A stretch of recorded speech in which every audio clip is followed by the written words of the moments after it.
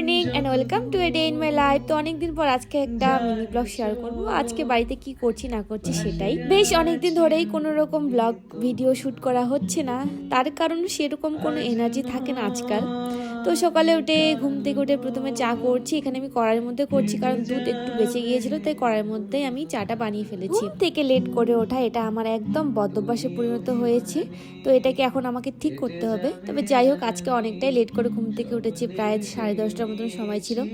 তো এখন আমি একটু হালকা গরম জল খেয়ে নিলাম। সকালে উঠে জল খাওয়া খালি পেটে খুবই ভালো। তো আজকে সকালে শুধু চা করেছি, এখানে চা, দুটা মেরি বিস্কিট নিয়ে নিয়েছি। তো এখন মুড়ির সাথে আমি এই তিনটে জিনিসকে মিশিয়ে নিয়ে এখন আমি ভিজিয়ে খাবো। তোমরা কে কে মুড়ি বিস্কিট ভিজিয়ে চায়ের সাথে ভিজিয়ে খেতে ভালোবাসো তা কমেন্ট করে জানিও। এরপর আবার আমি সেই চাটাকে একটু গরম করে নিয়ে নিলাম, কারণ বাবা উঠেছে তো বাবাকে দিয়ে দিলাম। এরপর মা এখানে রুটি করেছে, তো এখানে আমি আমের আচার বানিয়েছিলাম, সেটাই আমি রুটি দিয়ে খাচ্ছিলাম। তো খুবই টক ছিল, তারপর আমার রিয়েকশনটা ঠিক এরকম ছিল।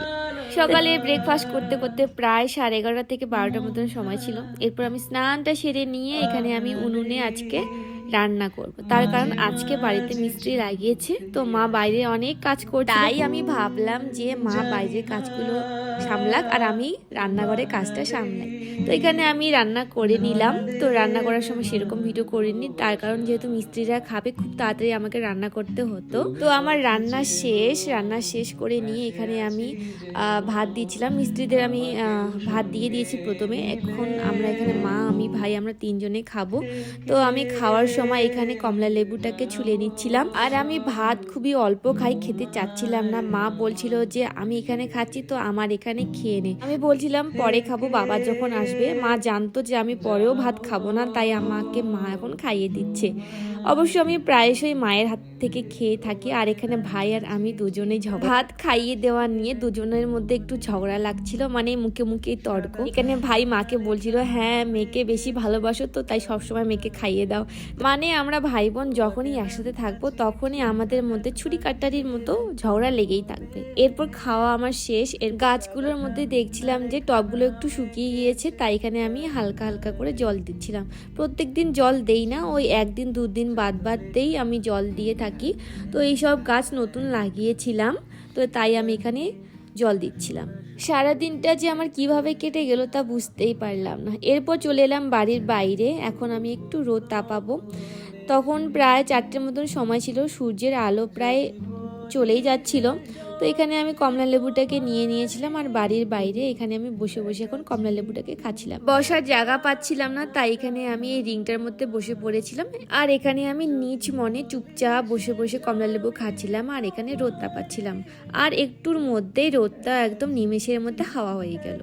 সামনের দিকে বসেছিলাম, রোদটা একদম মুখের মধ্যে লাগছিল, তাই এখন আমি পিছন দিকে ঘুরে বসেছিলাম। ও তোমাদের তো জিজ্ঞাসাই করা হলো না, তোমরা কেমন আছো?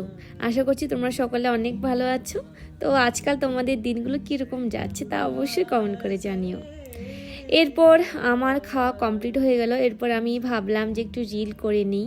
তো এখানে আমি 2-3টে রিল বানিয়ে নিয়েছিলাম। তো আমার ইনস্টাগ্রাম আইডি দুটো আছে, মাই আইডেল সুচিত্রা আর একটা ছিল সুচিত্রা।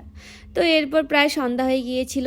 তো এরপর মিস্ত্রিরা চলে যাবে, তাই মা বলছিল যে তাদেরকে একটু চা বানিয়ে দেওয়ার জন্য। তাই এখন আমি এখানে চা বানাচ্ছিলাম। তো আজকে প্রায় 2বার চা বানানো হয়ে গেল। 2জন মিস্ত্রি ছিল, তাই আমি 2 কাপ চা সাজিয়ে এখন মিস্ত্রিদেরকে দিতে যাচ্ছিলাম।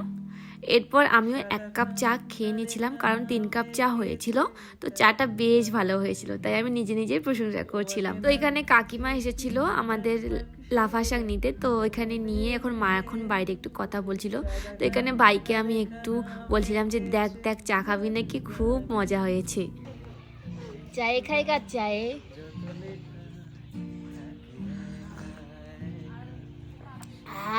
কি টেস্ট!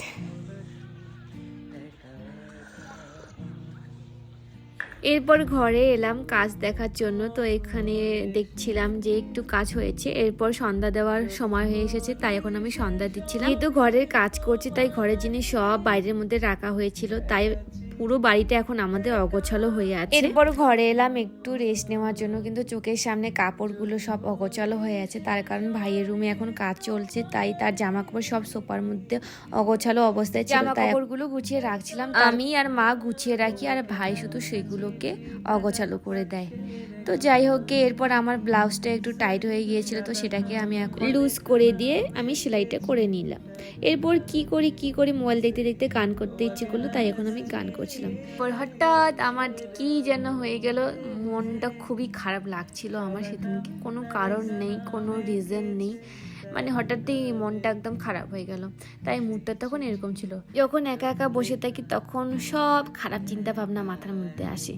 তো এরপর অনেকটাই প্রেশারের মধ্যে আছি, সামনেই আমারও পরীক্ষা আছে, তাই তখন আমি খাতা নিয়ে বসলাম। আর বই নিয়ে বসলেই আমার ঠিক এইভাবে ঘুম পায়, প্রচণ্ড পরিমাণে ঘুম পায়। অনেক নোটস পড়া বাকি আছে, তো এখানে আমি নোটস করছিলাম। একটু পড়াশোনা করে নেওয়ার পর হুট করে চলে এলাম ফোনের মধ্যে। 5 মিনিট ফোন ঘাটবো বলে 15 মিনিট ফোন ঘেটে নিলাম।